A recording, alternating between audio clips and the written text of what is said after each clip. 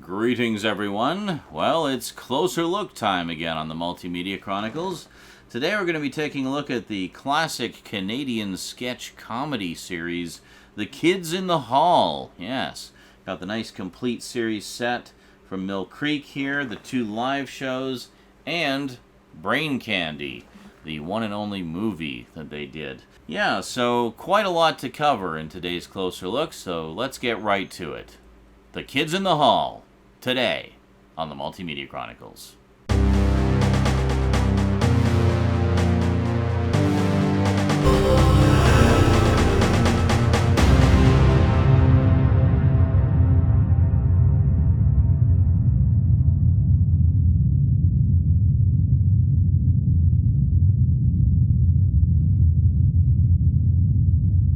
Welcome back.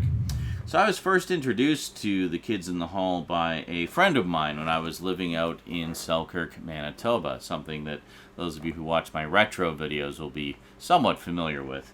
He just basically came over and asked if I'd ever seen it, and I had heard the name before, but I didn't know anything about it. I had no idea that it was a sketch comedy show. I just thought it was some like teen drama or something, just judging solely by the title. And I was like, no, I've never seen it. It's like, oh, we got to watch it. And it just happened to be on that night when he was over. So we put it on, watched it. I don't remember what episode it was. And I just immediately fell in love with it. I was like, oh my God, this is like one of the funniest things I've ever seen. Now, I had grown up being a huge fan of Monty Python, the movies, as well as the Monty Python's Flying Circus series. So I was no stranger to sketch comedy. I've always loved sketch comedy. And I'd seen a lot of other like British ones and so forth. So I saw a lot of similarities with The Kids in the Hall. It just sort of immediately tickled my fancy. In fact, a lot of people have called them the Canadian Monty Python, and that's not entirely inaccurate in terms of the style of humor and the surreal nature of the humor. There's almost stream of consciousness sometimes. Whereas Kids in the Hall, the sketches are almost a little more episodic. With Monty Python, it was more just straight up stream of consciousness. It was like you'd start from point A and go on this journey over the course of an episode and just end up in a very strange place by the end. But whereas Kids in the Hall was a little more distinctive in terms of the breaking up of the sketches and so forth. But they did have a lot of recurring characters and recurring sort of series of sketches and whatnot that they would do. And I just loved all 5 seasons of it, and I after being introduced to it, I just kind of went out of my way to tape it anytime I could. Now, of course, being in Canada, I was seeing it on the CBC, the Canadian Broadcasting Corporation, which would show it uncut now and uncensored. So there wasn't a lot of risque stuff. I mean, some of the jokes are certainly a little edgy, but there was the occasional F-bomb in the show and things like that, and some very suggestive humor. So while in the States it was shown on network television in censored form, it was also shown on HBO, where you could see it uncut and uncensored. So when I was recording them on VHS back in the day, I would try to get them off the CBC airings wherever I could, but because I'd come into the series a little bit late, I'd missed a lot of the earlier episodes, so I caught a lot of them on the network showings, and the first thing I noticed was there was bleeping in it. I was like, well, this is no good. I don't want some censored version. I want it uncut the way it is. Yeah, Canadian television is much like American pay television, whereas Canadian television, pretty much anything goes after 9. You'll see nudity, you'll hear swearing. They just don't care here. Maybe it's because we're so laid back, I don't know. But that was one of the things that always struck me. Like, we would get HBO shows airing on the CBC, and they would be completely uncut. That's where I saw things like Dream On and the Larry Sanders Show for the first time, and F-bombs galore in those shows. But but we were no stranger to that here in Canada, because we'd seen it for years in shows like Kids in the Hall. So needless to say, I had always wanted to have all of the episodes because I just loved it so much, and it's just so endlessly rewatchable for me. So I did start collecting the DVD sets that A&E put out. They put out the individual season sets. And these were quite nice, very nice quality. I think they had some extras on them as well. And I had the first 2 or 3 seasons of them, but I never got around to finishing the collection. Once they'd finished putting out all 5 seasons, A&E did put out a mega set that had everything included. Basically just a repackage of the same discs from the individual season sets.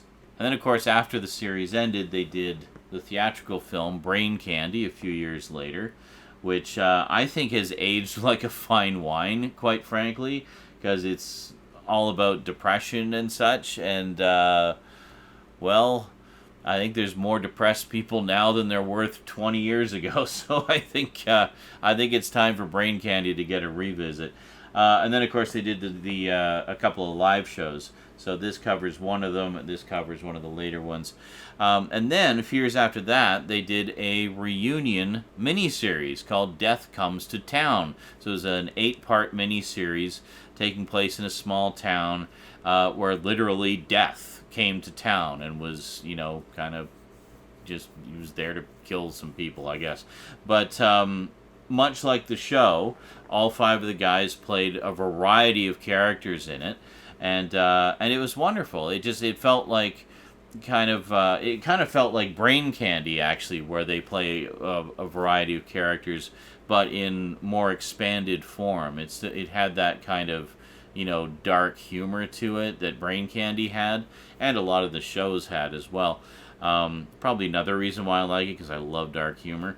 But yeah, so that was wonderful. And then, apparently they're doing yet another reunion miniseries, another 8-episode miniseries for Amazon Prime. It probably would have been out by now, except for the pandemic kind of put a hold on production. So I just saw some tweets recently from Dave Foley and Bruce McCullough that they've resumed production, and things are back on track again, so we can look forward to that. And that's one of the reasons I want to do this closer look, actually, is because the reunion series is coming out, and it just seemed like a timely time to revisit The Kids in the Hall. So let's head on down to the black box, and we'll take a look at the Mill Creek version of the complete series set. Definitely more affordable than the A&E version.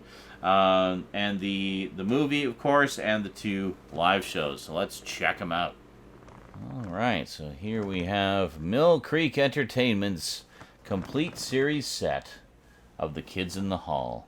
So it's all 5 seasons, all the best of episodes from every season, and actually a pretty nice selection of episodes. It has the original pilot as well, plus Death Comes to Town, which was the miniseries reunion show that they did, which was very good. So, just take a look here. So we got the boys on the spine. It's kind of interesting that they chose this picture, because this is actually from one of their reunion tours. But, okay, that's fine. I don't mind. And there we go. So, this set is kind of strange in how it opens up. You may be looking at it like, well, that's a pretty solid box. How the heck do you get into it? Yeah, I had to figure it out. But how it works is this little piece of cardboard actually isn't really attached to much. It's just a little thing that goes onto the top like that. And that's it. So you take this off, flimsy little thing, and then inside we have the discs in the form of these absolutely horrible cardboard sleeves. Yeah. So, yeah, I hate these. I don't know. I almost wish Mill Creek would go back to their old paper sleeves that they used to do. You remember that? Yeah, so we're going to go one by one here. So we do have individual disc art on each disc, which is quite nice. Each season is 2 discs. Each season was 22 episodes, so it would be 20 episodes, and then they would have 2 clip shows, essentially, that would be, the favorite skits from that season.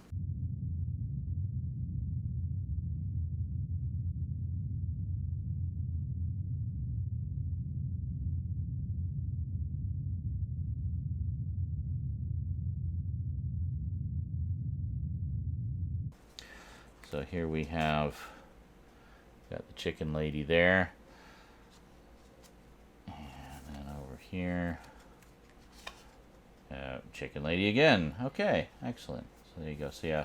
So anyway, Mill Creek, of course, putting as much as they can on each disc. Just split each one into two discs per season, and that's fine. That's more than adequate. So we won't bother pulling all of them out because, well, it's the same artwork for each season.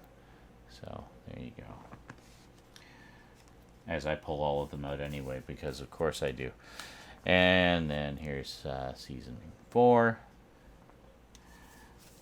So is that the Queen? Yes, that's Scott as the Queen. Very funny. And then season 5. There we go. And then we have bonus features and the original HBO pilot. I actually had the individual release of that from a few years back, and as near as I can figure, this Mill Creek edition has all of the extras that were on that standalone release of the pilot. So shortly after filming this closer look, I did a little digging through my collection and realized I actually do still have the pilot episode DVD. Look at that. As you can see, it is the Head Crusher edition, and they had a little bit of fun with the lenticular slipcover there, crushing Bruce McCullough's head. And if we take a look at the contents there, you can see there's quite a lot of extras. Now, I did take the liberty of popping in the Mill Creek disc and comparing it to the bonus features on this old release, and I can confirm it is 100% identical. So absolutely everything that is on this old Broadway video DVD release is, in fact, on the Mill Creek disc, which contains the pilot. And let's just have a little bit more fun with that slipcover, shall we? Whee! Yeah, that's just too much fun. So the pilot was a 1-hour HBO special that I think it aired in Canada on CBC as well. There were references to it in some of the later episodes of the show, but it was very rarely seen at the time. It wasn't really repeated very much, so it was really nice when they put it out on DVD. And great that they included that in the set. I remember the A&E set actually did not include the pilot episode. You had to get the separate release. And then here, of course, we have the 8-episode miniseries Death Comes to Town, which I thought was a really fun, sort of dark and twisted reunion show for them. Very good stuff. So, just put all these back here.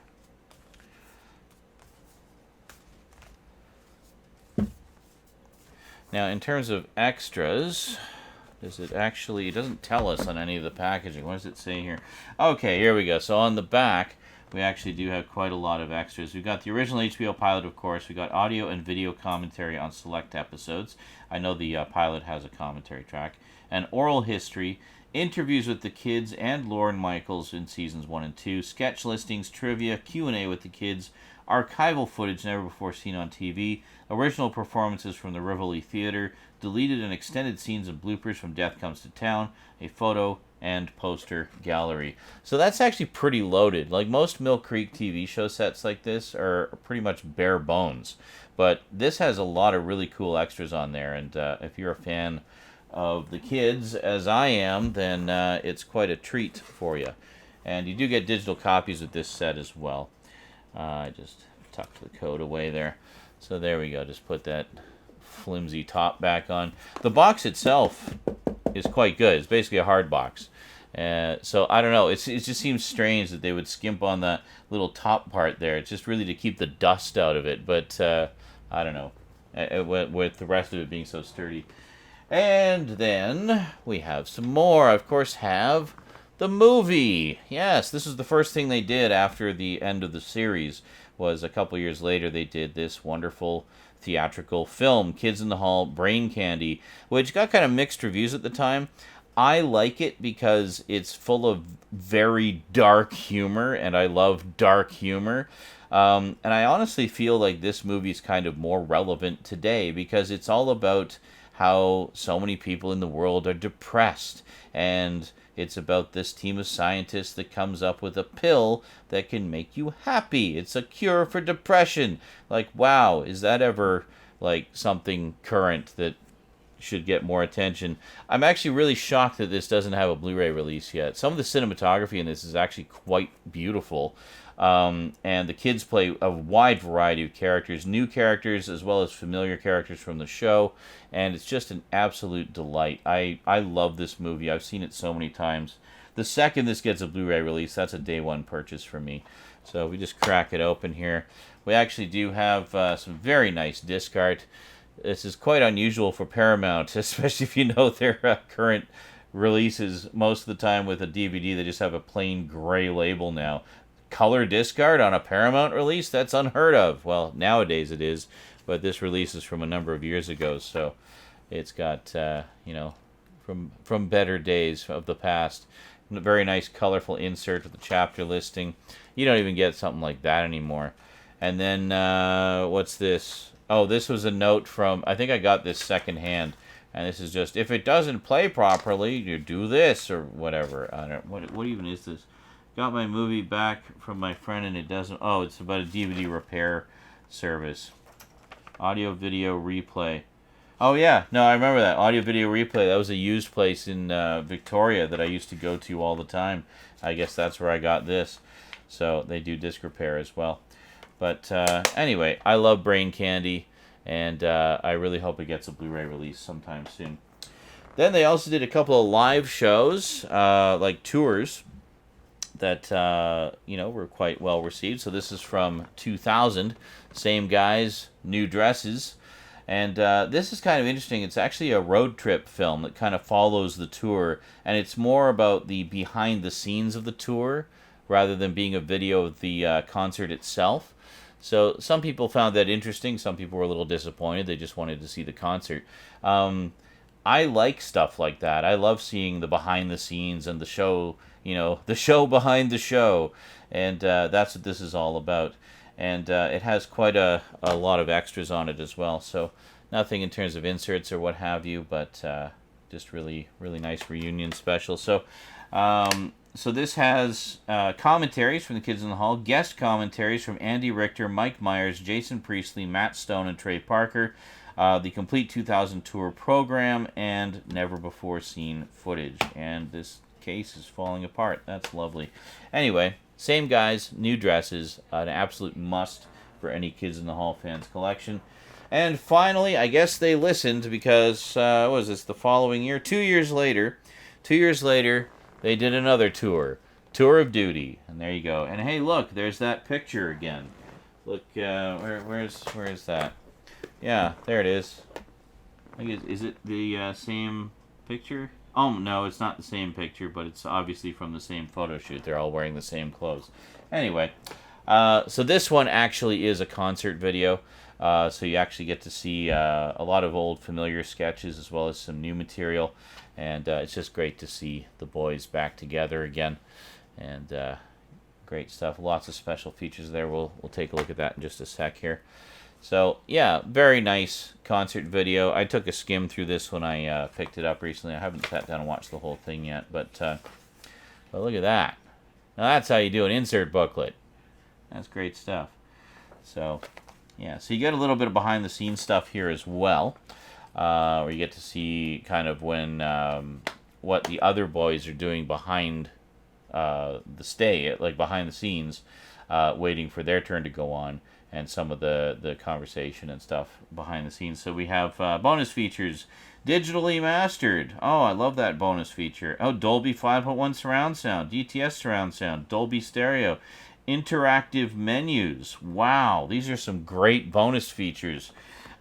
Instant chapter access to scenes. Wow, you never see that. Widescreen format, of course, good old 16:9, and backstage and tour bus footage. So you do get some pretty cool behind the scenes stuff on there, and then you actually get the full concert as well. So there you go. So long and the short of it is, love me some Kids in the Hall. This is absolutely one of my all-time favorite sketch comedy shows. I rank it right up there with Monty Python for just sort of stream of consciousness comedy steeped in social commentary, satire, and dark humor. Absolutely love it. And as I mentioned before, it gives me so many wonderful memories of, you know, my time in Manitoba with all my old friends and how we would always watch this every week. Yeah, it's great stuff. The complete series set is pretty affordable thanks to Mill Creek. Lots of goodies on there, and these three are pretty affordable too, even though they're all technically out of print. You should be able to find them without any trouble. And there you have it. So, quite nice. Yeah, not wild about this packaging. The hard box is nice, but don't like the paper cardboard thingies that they put the discs in. I don't know. And please, Paramount, with all your lovely Paramount Presents titles you've been putting out lately, can we maybe get this as one of them? I mean, the cinematography is so beautiful in this movie. I think it would really benefit from high definition. So, please, I'm begging you. Brain Candy on Blu-ray. That would be my happy pill. Anyway, that's it from me to you for now. Hope you enjoyed. As always, if you'd like to get any of these for your collection, I will include Amazon links in the description down below. Big thanks to those of you who use my Amazon links, because it does go to support the show pretty directly, and I really appreciate that. So, big thanks to you for watching. Big thanks to my Patreon sponsors. Be sure to catch me on Twitch. I stream just about every day, and I will see you next time. Until then, sayonara.